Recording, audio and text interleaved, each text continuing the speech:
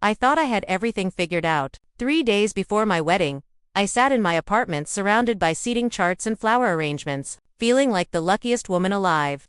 Maya, you're not actually color-coding the napkins, are you? Vanessa's voice crackled through my phone speaker. They need to match the bridesmaids' dresses perfectly, I said, laughing at myself. Okay, maybe I am being a little obsessive. A little. Girl, you've planned hundreds of weddings. This is your day to relax. But I couldn't relax. Derek and I had been together for 4 years, and every detail needed to be perfect. I'd dreamed of this moment since I was a little girl. Derek just left for Vegas, I said, arranging another centerpiece sample. His bachelor party. Brandon picked him up about an hour ago. Brandon looked weird when I saw them leaving, Vanessa said, kind of uncomfortable. Pre-wedding jitters. Probably. You know how guys get. My phone buzzed with another vendor confirmation. Then my brother James called. Need any help with last-minute stuff? His protective tone made me smile. I'm good, James. Everything's under control. Everything felt perfect, like a fairy tale about to reach its happily ever after. I had no idea that in less than 12 hours, my entire world would shatter into pieces. I could never put back together. My phone buzzed at 11:47 p.m. I was already in bed, half asleep, dreaming about walking down the aisle. The message was from an unknown number with a 702 area code Las Vegas. I smiled, thinking Derek was sending a sweet goodnight message from someone's phone. I opened it. The first video loaded slowly. Then I saw him. Derek, my Derek. In a hotel room with a blonde woman straddling him, her hands in his hair, his hands everywhere, they shouldn't be. I couldn't breathe. My hands started shaking so badly I almost dropped the phone. Then came the second video. A different woman, brunette this time. And Derek was laughing like he didn't have a fiancé waiting at home. The third video showed him with yet another woman, this one with red hair, and they were all in the same room together like some twisted fantasy he'd been hiding from me. I ran to the bathroom and threw up. The messages kept coming. I'm sorry you had to find out this way. He told us he was single. We didn't know about you until his friend Brandon mentioned the wedding. My name is Kayla. I thought you deserved to know who you're marrying. I sat on the cold bathroom floor, watching those videos over and over, torturing myself with every detail. How could the man I loved, the man I'd trusted completely, do this to me? My phone rang. Derek's name flashed on the screen. I stared at it, letting it ring until it went to voicemail. Vanessa's face appeared on my screen next to FaceTime call. What happened? Maya, you look like you've seen a ghost. I showed her everything. She watched the videos with her hand over her mouth, tears streaming down her face. That absolute piece of trash, she whispered. Maya, you have to call off the wedding. But I couldn't process anything yet. My brain felt like it was underwater. Derek called again, at 2 a.m. This time, I answered. Hey baby, you still awake? His voice sounded normal, happy even. I know, I said. My voice came out flat, emotionless. What? He laughed nervously. Know what? About the 3 women, Derek. About what you did at your bachelor party. I have videos. The silence stretched so long, I thought he'd hung up. Then I heard Brandon's voice in the background. Dude, I told you this was a bad idea. Derek's tone changed completely. Maya, listen, it didn't mean anything. It was just a stupid bachelor party thing. Guys do this stuff all the time.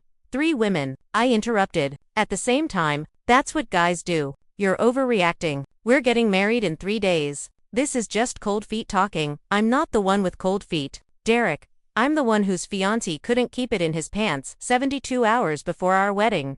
He tried a different approach, his voice turning soft and manipulative. Baby, I love you. This was a mistake. The biggest mistake of my life. Please, don't throw away for years over one night. One night. As if that made it better. Who are you? I asked. Because the man I thought I knew would never do this. Maya, please. I hung up. Vanessa grabbed my hand. You're staying with me tonight? Pack a bag. You're not staying here alone. My phone exploded with texts from Derek. Apologies, excuses, promises. Brandon even texted me separately. I'm sorry, Maya. I tried to stop him. You deserve so much better.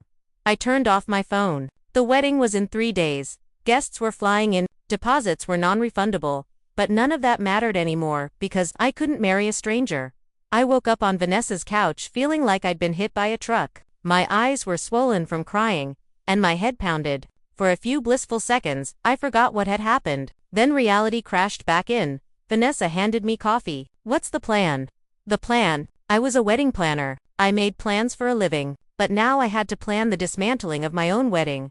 My brother James arrived within the hour. Vanessa had called him. He looked ready to commit murder. Where is he? James demanded. I swear to God, Maya, I will. Don't, I said. He's not worth it.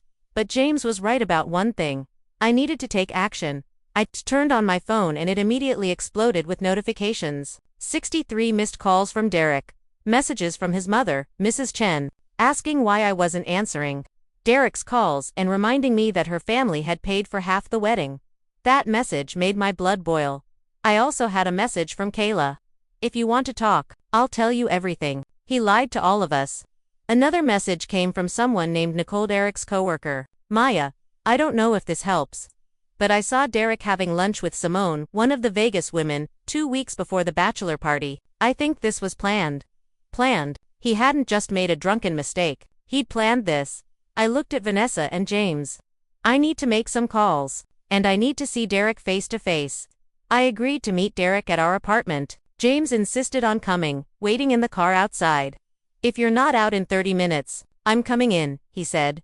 Derek opened the door, looking terrible, which gave me a small, petty satisfaction. Maya. Thank God.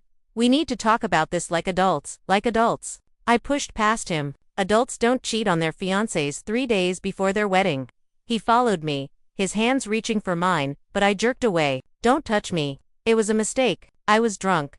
The guys were pressuring me, and I just pressuring you. Brandon tried to stop you. He told me. Derek's face flushed. Brandon doesn't understand. You don't understand. My mom has been on my back about this wedding, about settling down.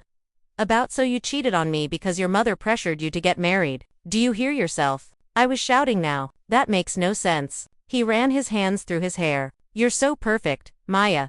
You have your career figured out. You're beautiful. You're organized. Everyone loves you. Sometimes I feel like I'm just your accessory, like I'm not good enough. I stared at him in disbelief. So you slept with 3 women to feel better about yourself? I needed to feel wanted. Desired. Not like someone's perfect husbands to be. I wanted you. I desired you. I chose you. My voice broke. But apparently, my love wasn't enough. Derek's phone buzzed on the counter. A text notification flashed across the screen before he could grab it. It was from Simone. Are you really going through with this wedding? Thought you said you were having doubts.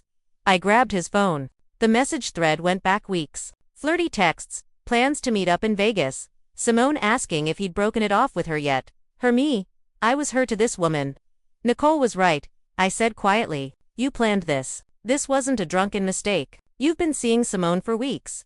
Derek's face went pale. Maya, I can explain. Get out. What? This is my apartment. My name is on the lease. Get out. Pack a bag and get out. You're being irrational. Get out before I call James in here to help you. Derek finally saw that I was serious. He grabbed some clothes and his laptop, shooting me desperate looks. We can fix this. We can go to counseling. There's nothing to fix. We're done. The hardest part wasn't ending things with Derek. It was making the calls to cancel the wedding. I started with my boss, Mr. Patterson. Maya, I'm so sorry, he said. Take all the time you need. And don't worry about the vendors, he'll help you handle the cancellations. But I couldn't let him do it alone. This was my mess, even if it wasn't my fault. I called the venue first. The manager was sympathetic but firm about the deposit. I understand your situation, but our policy, I know, I interrupted. I write these contracts for a living. I'm not asking for a refund, I just need to cancel. The florist cried when I told her why. The photographer offered to do a solo photo shoot for me in the future when you're ready to celebrate yourself.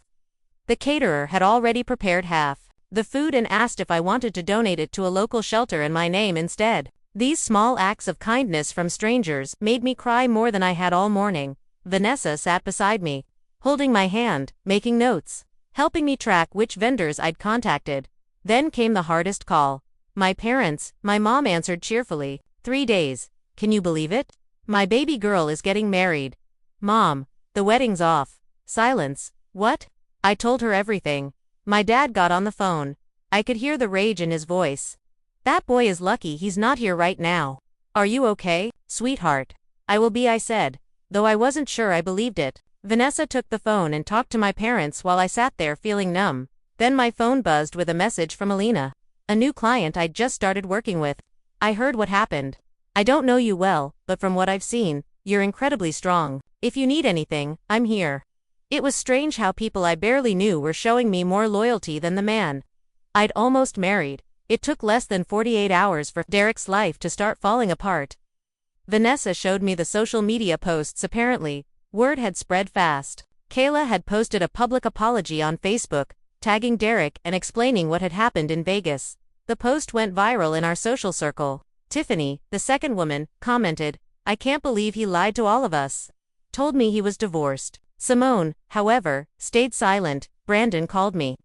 "Maya, I need you to know that I ended my friendship with Derek. What he did was unforgivable. I'm sorry I didn't do more to stop it." "You tried," I said. "That's more than most people did." His mom is furious, but not for the right reasons.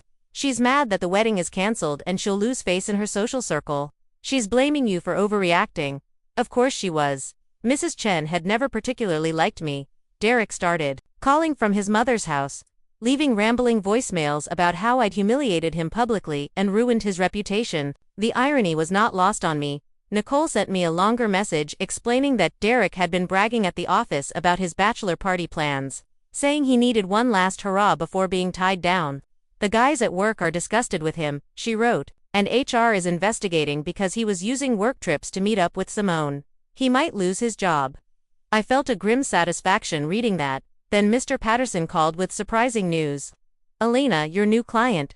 She wants to hire you specifically for her daughter's wedding. She was impressed by how professionally you handled your situation and said she wants someone with integrity planning her event." I started crying. "Mr. Patterson, my wedding just fell apart, which proves you're the strongest person I know. Take a week off, then come back when you're ready. You have a gift for this work, Maya. Don't let Derek take that from you too." For the first time since the videos arrived, I felt a tiny spark of hope. Derek showed up at Vanessa's apartment 1 week after I'd kicked him out. James was there, thankfully, and blocked the door. "She doesn't want to see you." "This is none of your business," Derek snapped. "She's my sister. It's absolutely my business." I appeared behind James. "It's okay. Let him say what he came to say." Derek looked worse than before and shaven, dark circles under his eyes, wearing the same shirt from 2 days ago. "Maya, please. I lost my job. My mom kicked me out. Everyone thinks I'm a monster." "You are a monster," Vanessa called from inside. Derek ignored her, focusing on me with desperate eyes. "I made a mistake. People make mistakes. You're supposed to forgive the people you love." Something inside me hardened. I did love you. Past tense. And forgiveness isn't something you get to demand. It's something you have to earn, and you haven't even tried. All you've done is blame everyone else and feel sorry for yourself. I'm losing everything.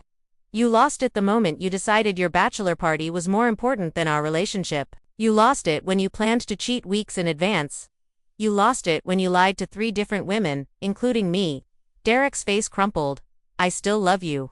Those words used to mean everything. Now they were just noise. "No, you don't. You love the idea of me.